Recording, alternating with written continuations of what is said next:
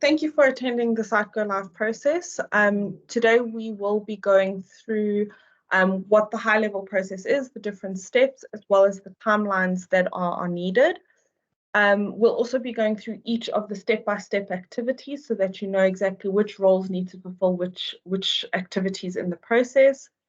We'll take you through some of the information submissions that are required to grant you access to the different systems, and then some support channels that you can contact should you have any problems.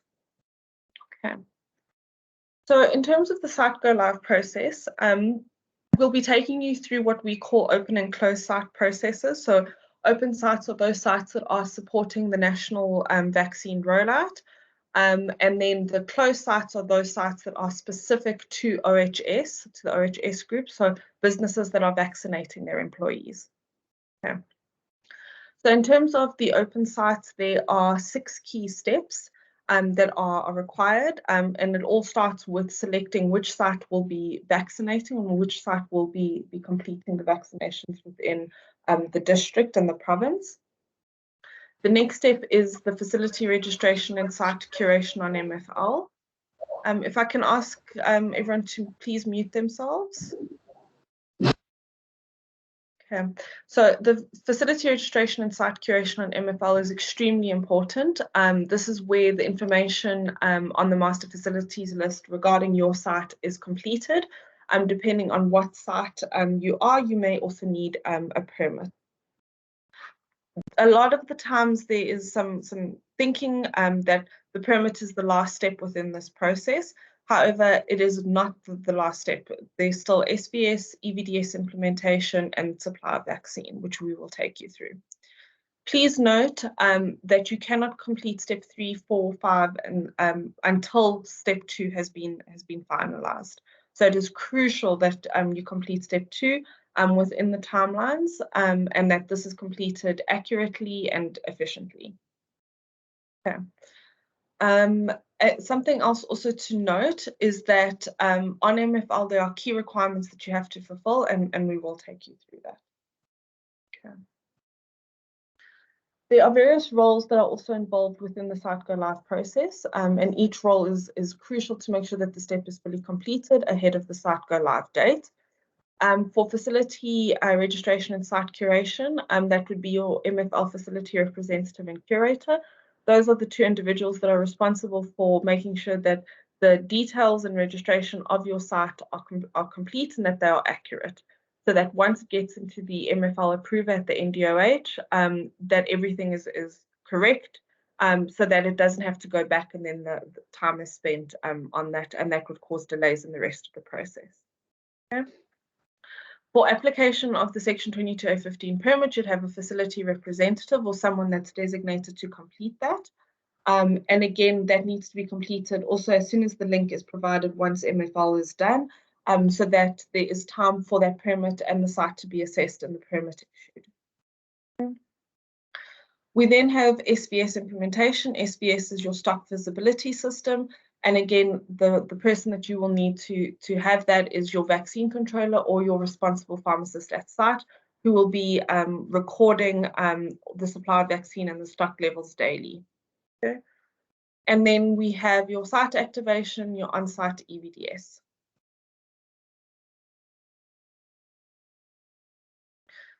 In terms of the OHS sites, so your sites for your closed sites that will be vaccinating your employees, you have the same process. So step 1 and 2 is exactly the same.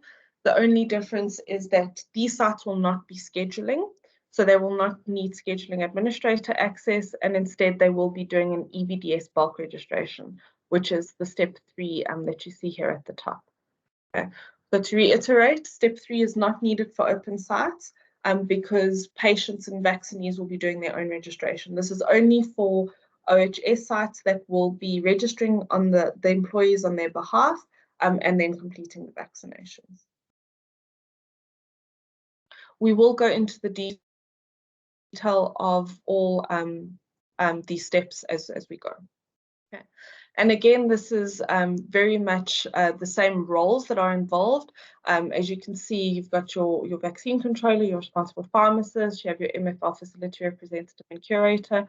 However, with this OHS site, you will have your occupational health user who will be responsible for registering the employees on the system.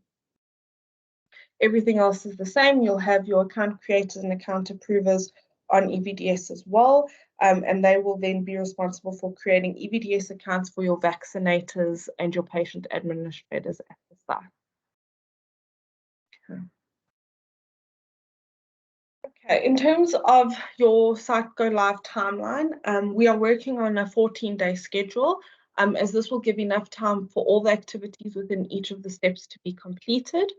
It is very important that as you know that your site is going live on a specific day, that you start this process and getting the required access for the different roles at each of the steps. So we've just detailed here the different timelines that are associated and what we expect that to take.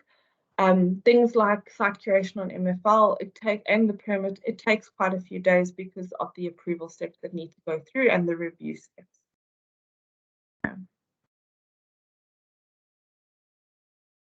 Go into the step-by-step process. So the first step is the area-based planning, and I think by attending the session, you know that you're going to be a vaccination site and you've gotten that request to support. So you would have completed the first step of area-based planning and working with your stream lead to make sure that your site has been identified and will be supported through this process. Then for facility registration and site curation on MFL, the first step is to identify who your MFL facility representative and who your MFL curator will be. Please note these usually aren't the same individuals, and there is a request form that will be sent to his support so that these individuals can get access to the system. Okay. Once they have access, the MFL facility representative is responsible for checking whether your facility is already on MFL, and if it is, just making sure that the details that have been registered are correct and accurate. If the facility has never been on MFL, then they'll have to add it as a new facility. Again, with the different components that need to be added. So things like geolocation, accurate address, and correct facility name. You also have to decide what type of facility this will be for the vaccination program. Will you be a fixed outreach site, a temporary outreach site, or a primary vaccination site? This is very important because it does affect the rest of the process. So it's vital that you do select the right site type. Okay. The MFL curator will then review whatever the MFL facility representative has put into the system and make sure that it is correct. They'll use a site typology tool to make sure that whatever has been captured on MFL is correct based on what the site is supposed to be. And they'll either reject or return the request to the facility representative to complete anything that is missing. If nothing is missing, then they'll accept the review, and this will then go to the NDOH for final approval. Okay. The next step is the permit. I will take you through this in detail as the next step, but just to note that temporary outreach sites and mobile sites do not require a Section 22A15 permit, as they will not be storing the vaccine overnight. Okay. So if you are a temporary outreach, you will be able to skip this step. Something else to note is that MFL is crucial, and the step has to be completed before anything else can be done in the site go live process, simply because there is a data exchange. So anything captured on MFL, there's a data exchange to EVDS so that we can confirm that as access is granted to vaccinators, to account creators, etc., that it is all linked to the correct site. So to reiterate, if the MFL facility representative and the curator have not finalized everything on MFL and it has gone through the approval, your site will not be ready for go live because it will delay the process going forward. Okay. So please do focus on this step quite a bit. We'll then take you to EVDS bulk register. Sorry, I'm just going to go back one. In terms of the permit, once MFL is completed, a link will be sent to your facility representative, and they will be able to apply and complete the application form for the permit. This application will go to the South African Pharmacy Council, who will review it and make a recommendation, and then the NDOH will approve or reject the permit. Again, EVDS, if it is a primary or fixed outreach site, the data exchange will not occur until both MFL and the permit has been completed. Okay.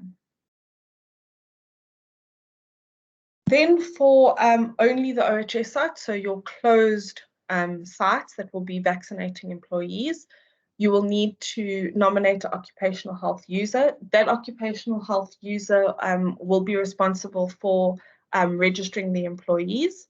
So they will need to be nominated by the employer. We often suggest 1 or 2 individuals gain access, and there's a form that will need to be submitted to the NDOH to sop@health.gov.za for approval. The occupational health user will then have access to log into their account, and while they are doing that, they can make sure that they have all the information on the employees that is required for this registration. And we've just put there that the name, surname, ID number, date of birth, cell number, gender, and medical scheme and medical aid number, if they are on a medical aid, should be gathered and completed on the template. Okay. Once that is done and the occupational health user has access to the system, they'll be able to complete this bulk upload template and upload it onto the system. At this point, employees will be registered on EVDS and they'll be able to start vaccinations once the site goes live. Okay. The next step is SVS implementation, and this is for all sites. So all types of sites, fixed outreach, temporary outreach, primary vaccination, but also for all open and closed sites. It is very important that this access to the stock visibility system is given prior to the site go live process, because once you receive stock at the site, the stock has to be reported daily. Okay. So you will have to complete a form for whoever the responsible pharmacist at the site will be, or the vaccine controller at the site will be. And that form needs to be submitted to the SVS team so that the site is given access. Okay. As we can see here, sites need to be registered on MFL before being granted SVS access. So again, we see how important MFL is in this process. Okay. When you submit the document to get access to SVS, you'll submit regarding whether you'll be reporting just on stock or also on the ancillary items as well. And based on the preference, you will get a link to the website, to the mobile link, or to the API, depending on what you've requested access to in terms of reporting. Okay. Users can be trained on how to use SVS, and then the site SVS representative will be able to download the app or access the website to start reporting on SVS. Okay. At this point, the site will be ready to go live from an SVS perspective, and because the facility is now loaded on the system and they can begin the reports. Okay. Please do note, I'm going to reiterate this, is that the recording of the stock has to be done daily. If it is noticed that the site is not reporting on stock daily, they can be blocked from receiving additional stock or stock in the future. So please make sure that your responsible pharmacist is doing this daily.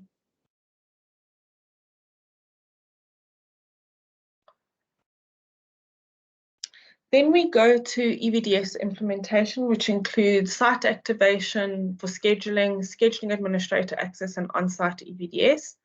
Please note A and B are only for your open sites because they will be responsible for scheduling, making sure that vaccinees are directed to the site. So it is quite crucial that we get this done. And then it includes C, which is for your open sites and your closed sites, where you will have an on-site EVDS account approver and account creator.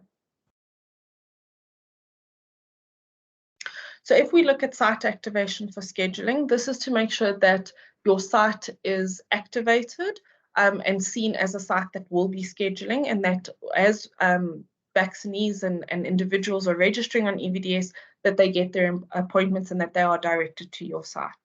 Okay.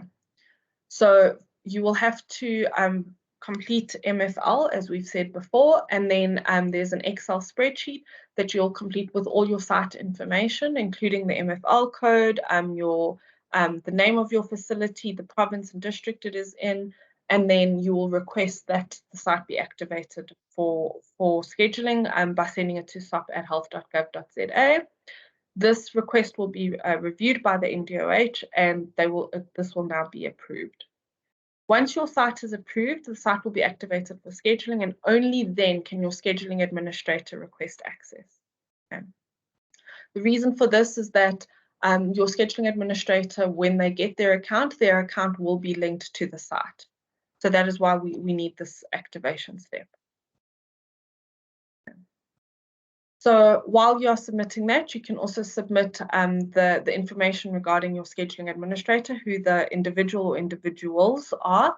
And again, it's an Excel document where you will just put the information relating to your scheduling administrator or their details, submit it to SOP, and they will then grant access to your scheduling administrator and make sure that they are linked to the correct site. Okay. Once they receive access to the system, the scheduling administrator will now be able to schedule vaccination bookings to the active site. Okay. There is also training materials available for the scheduling administrator. There are training recordings so that they know how to complete the scheduling template and make sure that the right numbers are scheduled to your site based on your capacity. Then for on-site EVDS access, this is for both open and closed sites. You will have an account creator and account approver. Please note, this cannot be the same individual. Okay. The EVDS account creator will be responsible for creating all further on-site EVDS accounts. So all your vaccinator accounts, your patient administrator accounts will be done via your account creator. So it's quite important that we get these accounts done as soon as possible ahead of the site go live, so that you are given the account creator is given time to create the subsequent accounts. Okay.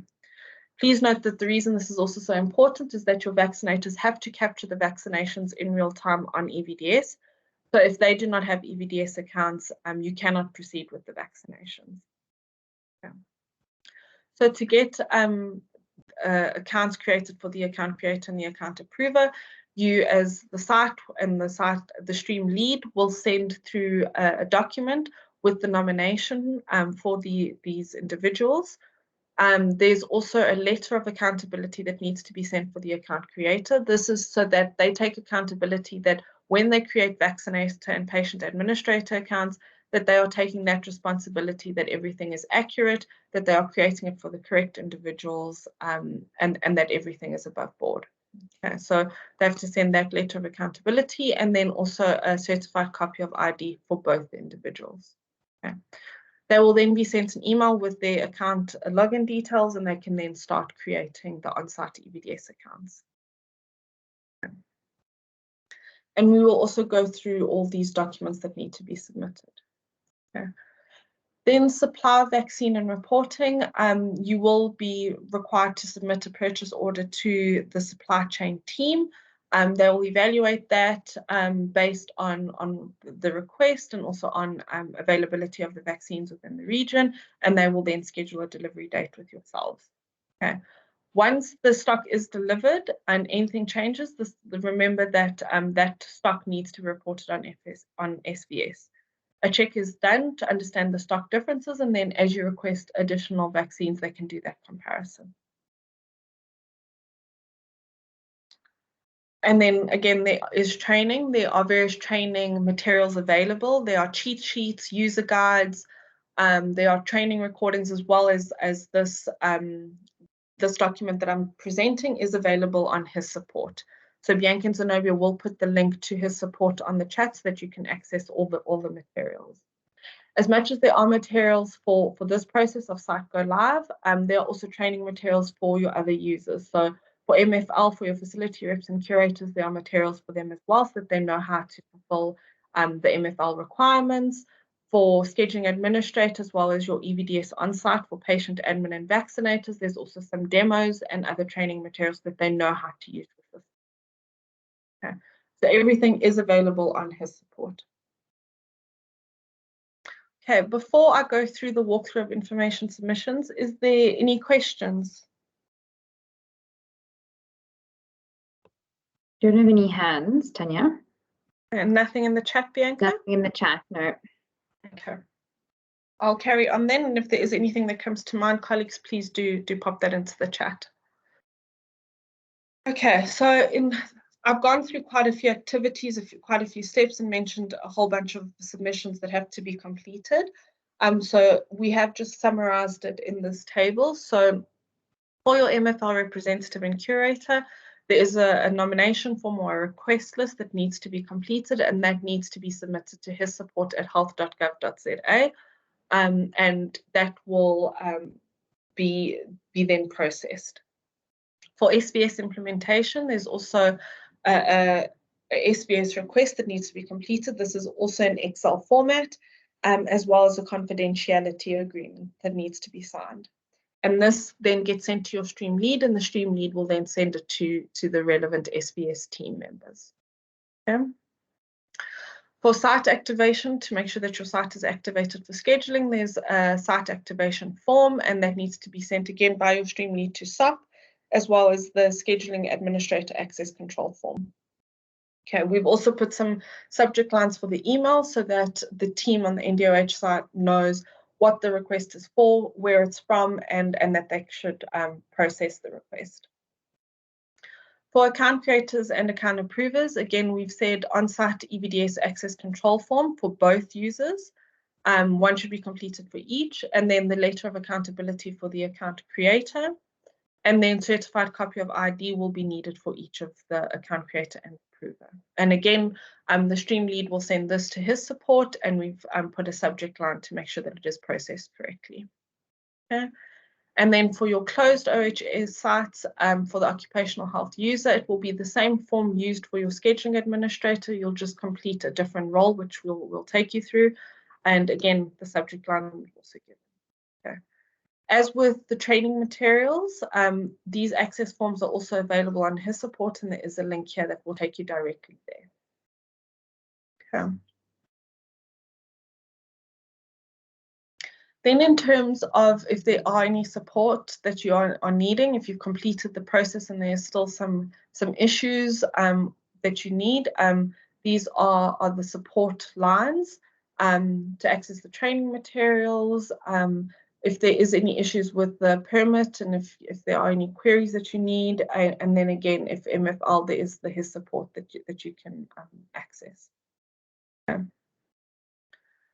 Should those support channels be further delayed and you've gone through your stream lead and there's still some issues that you need to raise, there are some email addresses of individuals at the NDOH that you can escalate. Again, this is only for escalations.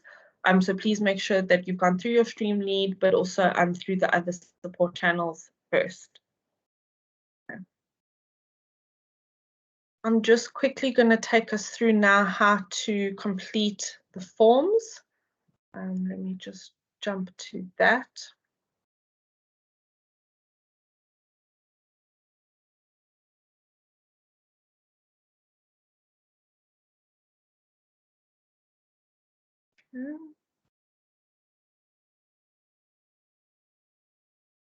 Okay, so we've gone through the different access forms that need to be completed, and we'll just take you through some of the forms. So for your MFL representative and your curator, this form is to register that they should be given accounts, and the form will be submitted by the site. So you as a site will submit this to his support.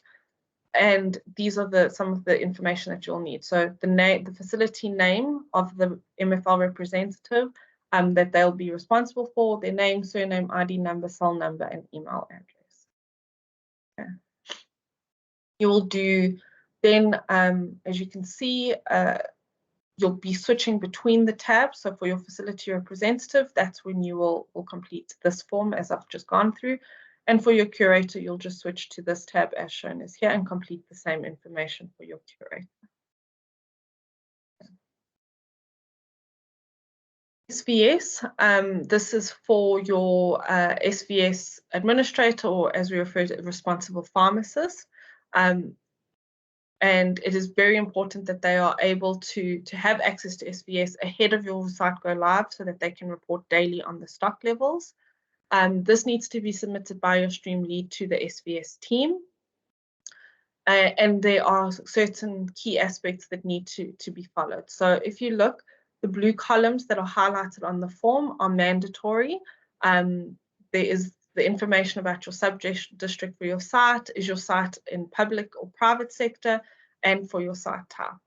This is also very important, not only to report on stock levels that you receive the correct stock to your site, but it will also have implications for reimbursement, etc. So it's very important that this be completed. Okay. If you can fill out the pink columns as well, this is preferred, as the more information that we have regarding your site, the better. You've got your site name, your MFL ID. Again, when completing any of the access forms where it requires a facility name or a site name, please make sure that you complete it as it has been completed on MFL. Make sure that they match exactly, because that makes it easier for everyone to approve and make sure it's the right site. Okay. There will then be the mobile number that will be used to access the SVS application. So that's usually the SVS pharmacist, the responsible pharmacist's mobile number, what is their preferred update method, and then the personal information regarding the individual who will be uploading on SVS. Okay.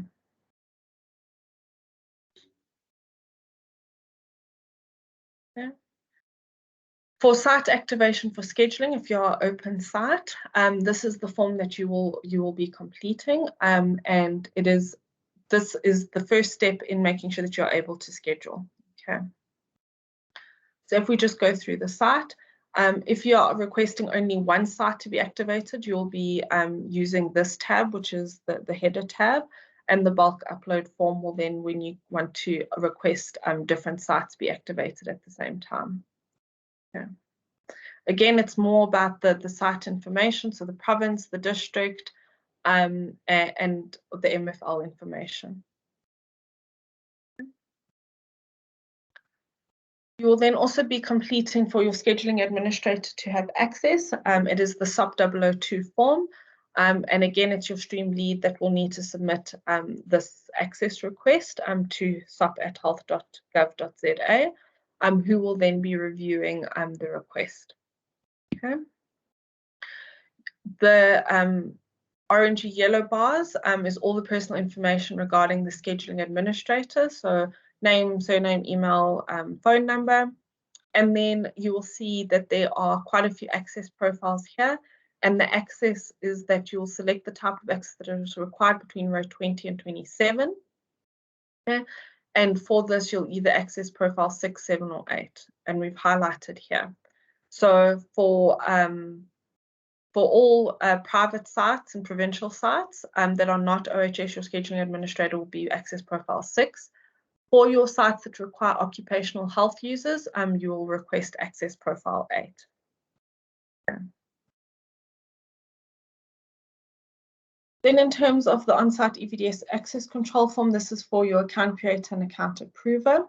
We also suggest that this is the access control form that is submitted by vaccinators and patient administrators to the account creators, because it's easier to keep for auditing purposes and making sure that the correct individuals are requesting access. Okay. So again, this has to be submitted by the stream lead, and the site will complete the form for the initial account creator and account approver. If you are a site that will have more than one account creator and account approver, any subsequent account creators will submit their request to the original first account creator. So you will need to complete the applicant information. Again, this is quite standard: name, surname, the cell phone, email address, and ID numbers, the employment information of the individual, and what access is required. So why do they need access will be around whether they are account creator or account approver, And if you are a temporary outreach site, please make sure you put the termination date that your temporary outreach site will be closing. And then which sites these account creators should be associated to. Okay, so you might have an account creator that will be creating accounts for more than one site or just one site. So again, you'll put the site name as per MFL and the MFL code. Okay, and then you'll select account creator if you're submitting for account creator or account approver. This form has been made so that vaccinators and patient administrators can also use the form and then submit their request to the account creator. Again, we've said this quite a lot, and I'll reiterate, the account creator and the account approver cannot be the same user, cannot be the same person. So even though you'll use the same form for these requests, they cannot be the same person. It is very important that when requesting this, that the account creators and account approvers read and make sure that of the declaration and what they are adhering to. And then the signature of the applicant as well as whoever their supervisor is. Okay. And again, we've said the same form will be completed in the same way for the account creator and approver. Both should be submitted to the stream lead and then be accompanied by a certified ID copy. When submitting the certified ID copy, please make sure that it's very easy and clear to read. Otherwise, this request will be rejected at his support level and be sent back to you, which could cause delays in the timeline and affect your site go live date. Okay. For the account creator, there's also a letter of accountability that they'll have to read through and then sign, as well as the supervisor will also need to sign this. Okay. So again, this is just to make sure that they understand the responsibility they are being given, to make sure that any accounts that they create for vaccinators and patient admin are correct and that they have reviewed everything. Great, so this brings us to the end of the presentation. Any questions? You can put your raise your hand and we'll go through them.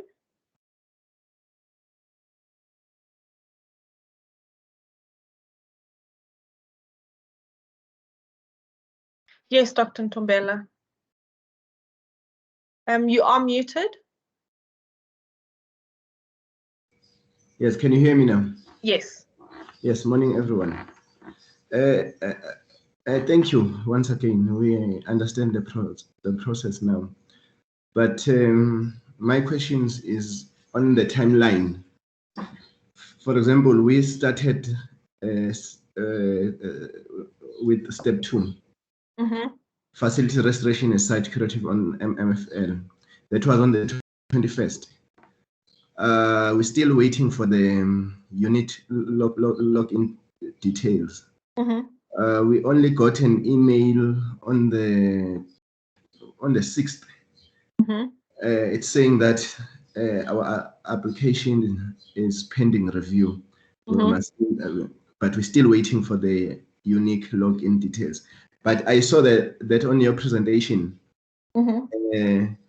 that step 2, if I'm right, if you go to go live schedule overview, it takes about 2-3 days. But with our case, it's almost 15 days now. So, Dr. Ntombela, have you been working with the stream lead? Not really. We just submitted the form, the form to his support. Okay, so the reason I'm asking that is because, as we said, with the first step, which is your area-based planning, there are multiple sites that are saying we want to assist with the vaccination program and we want to get going. Due to one, supply of vaccine, the process, there is quite a need for area-based planning, and usually that's when we say the stream lead works with you as a site and with the different sites within the industry to make sure that you are prioritized. That priority is then communicated to the different teams so that they know as they get the request, your priority site, you're going live in the next 14 days, you've been identified through the area-based planning, we need to work through this request. So my suggestion would be that we get you in contact with your stream lead so that we can put you on the priority list, and then make sure that we activate the different processes and we make sure it gets processed. Oh, okay, no. Okay. Yeah. No, thanks. So I do know you have been in communication with Zenobia, so we will work after this and support you so that we can just close out the loop and make sure we get you going. Okay. Oh, no, thank you. Any other questions? No, for now, no. Thanks. Other colleagues, anything from yourselves? Glenda? Hi, I just want to clarify as to whether you'll be sending out the material of this presentation. So Glenda, all materials, including this presentation and the recording, will be available on his support, which Bianca's just put in the chat. She's put the link there. So you can find everything there. Okay. Okay, great. Thanks so much.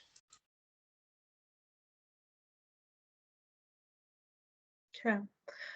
Great. So I think we're actually going to give you 20 minutes back in your diaries.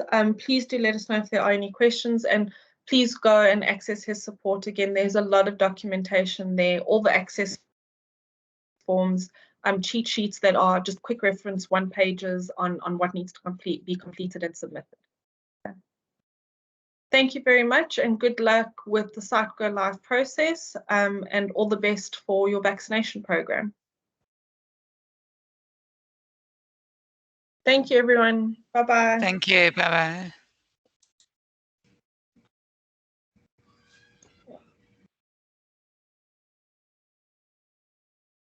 Let's see.